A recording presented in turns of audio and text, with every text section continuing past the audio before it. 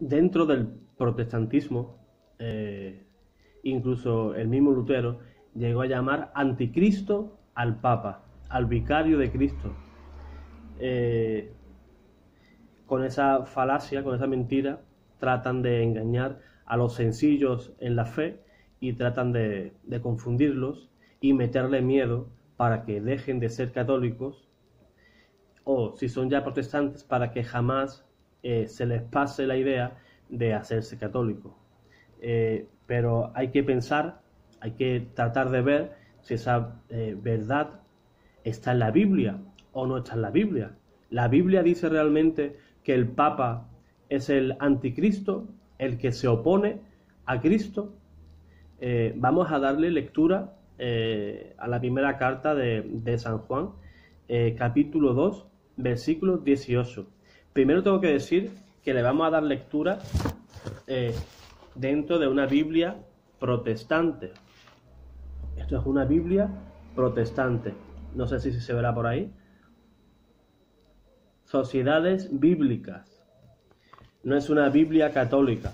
Vamos a usar su misma versión, Reina Valera, a ver si su misma Biblia dice que el Papa es el anticristo. Como hemos dicho, vamos a leer la primera carta según San Juan,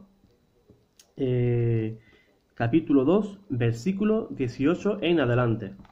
Hijitos, esta es la última hora. Vosotros habéis oído que viene el anticristo. Ahora han aparecido muchos anticristos. Bueno, aquí podemos ver que no es solamente una persona, sino que ya son varias. El Papa es uno. ¿Cómo es que ahora han surgido varios? Sigamos leyendo y a ver si la Escritura nos va a ir aclarando quiénes son realmente estos anticristos. Por eso sabemos que en la última hora han salido de nosotros, aunque en realidad no eran de los nuestros. ¿Qué dice el apóstol? Que esos anticristos han salido de nosotros. ¿De dónde? De dentro de la iglesia. Eran cristianos dentro de esa iglesia y se marcharon, se fueron.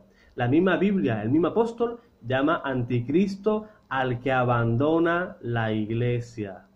Esos son los anticristos. En la historia ha habido 266 papas y ningún papa ha dejado la iglesia. Sigamos.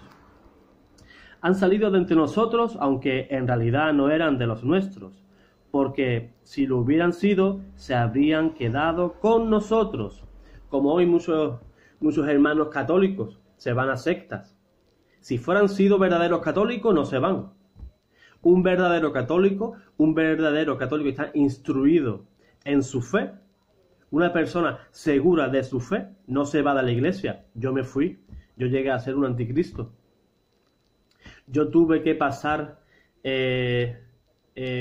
por el vicario del obispo para que me levantara la excomunión. La excomunión que sobre mí pesaba. Yo desconocía mi fe y me fui. Me fui con buena intención, porque yo pensaba que iba a servir igualmente a Cristo, pero no era así. Y me fui por desconocimiento. Han salido de entre nosotros, aunque en realidad no eran de los nuestros, porque si lo hubieran sido, se habrían quedado con nosotros. Pero ha sucedido así, para que se vea claramente que no todos son de los nuestros. No todos los católicos son realmente católicos.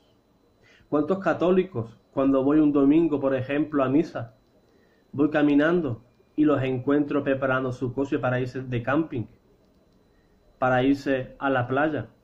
No son de los nuestros. Mañana viene cualquier viento de doctrina, llámese pentecostales, Jehová, mormones, y se los llevan por desconocimiento.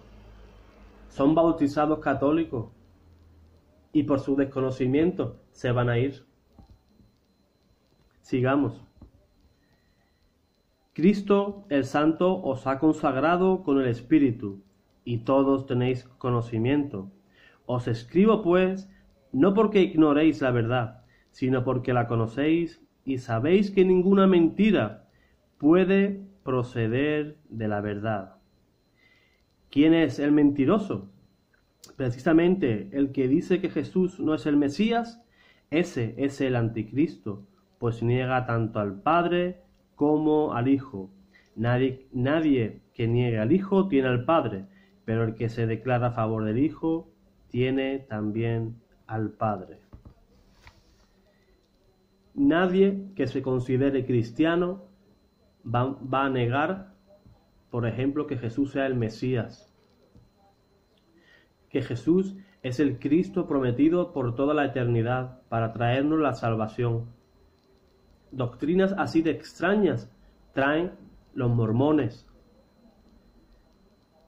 los testigos de Jehová, que dicen que Jesús no es Dios, es como un Dios.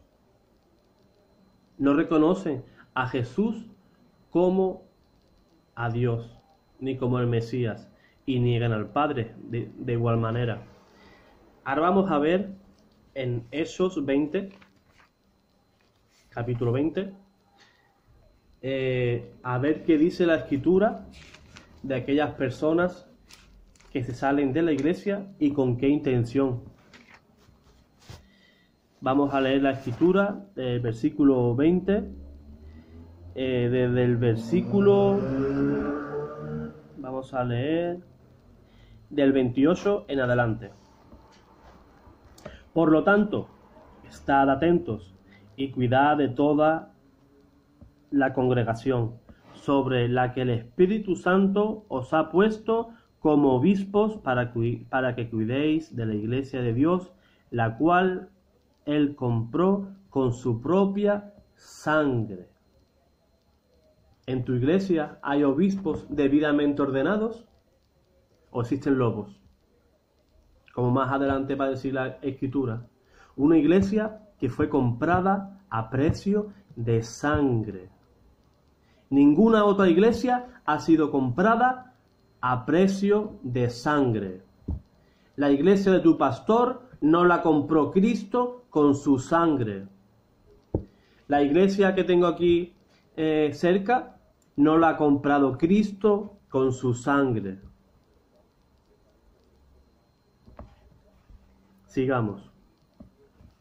Dice el apóstol: sé que cuando me vaya vendrán otros como lobos feroces.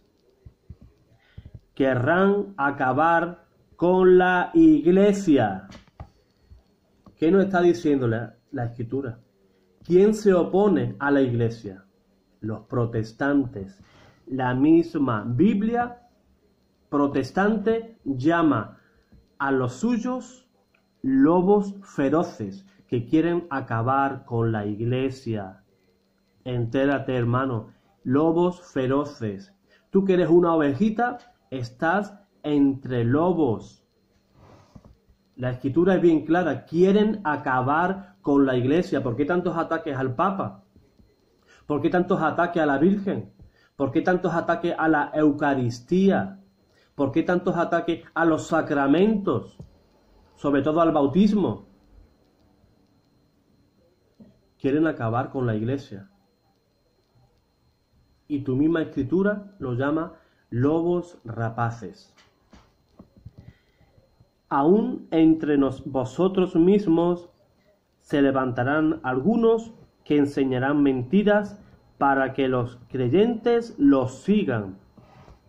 Aún en esta iglesia salieron personas contando mentiras para que los creyentes le sigan.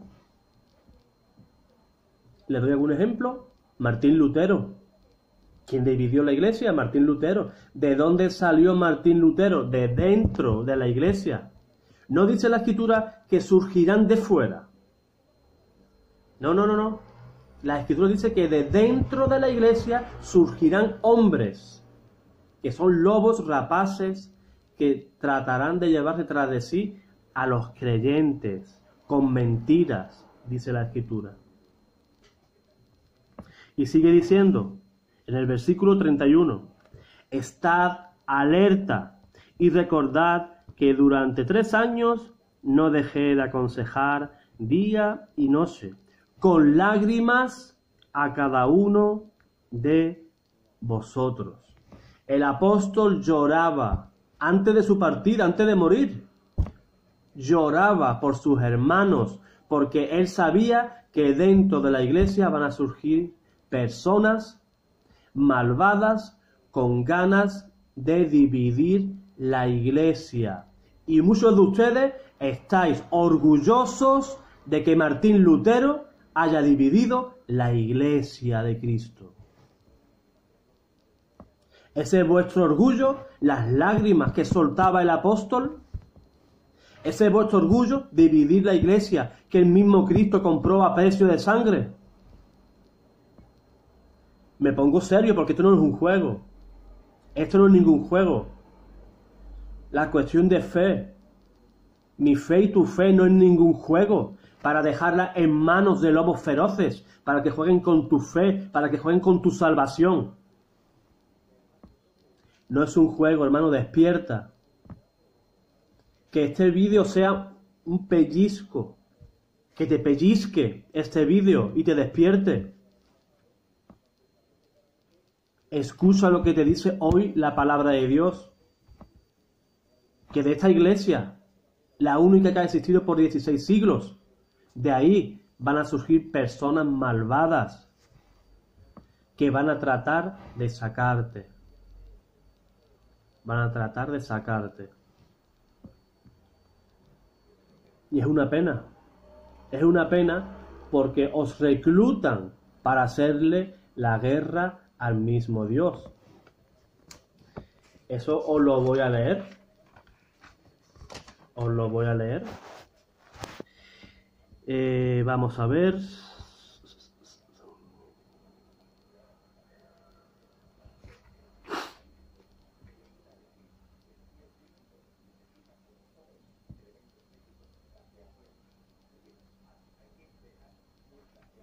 Vamos a leer Hechos de los Apóstoles, capítulo 5. Vamos a leer, para que veamos todo el contexto, desde el versículo 35. Luego dijo, 34. Pero en la Junta Suprema había un fariseo llamado Gamaliel, que era un maestro de la ley muy respetado por el pueblo. Gamaliel, recordemos, fue el maestro de San Pablo. Este se puso en pie y mandó por un momento que sacaran de allí a los apóstoles. Luego dijo a las demás autoridades: Israelitas, tened cuidado con lo que vais a hacer con estos hombres. Recordad que hace algún tiempo se levantó Teudas, alegando ser alguien importante, y unos 400 hombres le siguieron, pero a este lo mataron, sus seguidores se dispersaron y allí acabó todos. Como ese tal Teudas, a muchos pastores protestantes, así es como terminan sus sectas. Fundan sus sectas, hacen un gran grupo, y cuando ese pastor fallece, la secta, ahí quedó, se fue con él. Versículo 37. Más tarde, en los días del censo, se levantó Judas, el de Galilea, y logró que algunos le siguieran, pero también lo mataron y sus seguidores se dispersaron. Vemos lo que enseña la Escritura. Todos aquellos que no están en el plan de Dios, al final se dispersan, como hacen las sectas. Yo lo viví en primera persona. Yo empecé en una iglesia y terminé en otra, fruto de la división de esa misma iglesia. De la problemática de esos dos pastores surgieron dos iglesias diferentes. Más tarde, en los días de Galilea, se levantó Judas, el de Galilea, logró que algunos le siguieran, pero también lo mataron y todos sus seguidores se dispersaron. Por eso os aconsejo que dejéis a estos hombres, refiriéndose a los apóstoles, y no os metáis con ellos, porque si este asunto es cosa de hombres, fracasará.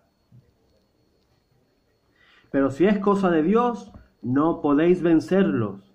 Tened cuidado. Ojo a la frase de Gamaliel. Ojo. Tened cuidado. No vayáis a encontraros en lucha contra Dios. Eso no lo entienden muchos protestantes, ni lo han pensado ni por asomo, que pueden estar luchando contra el mismo Dios,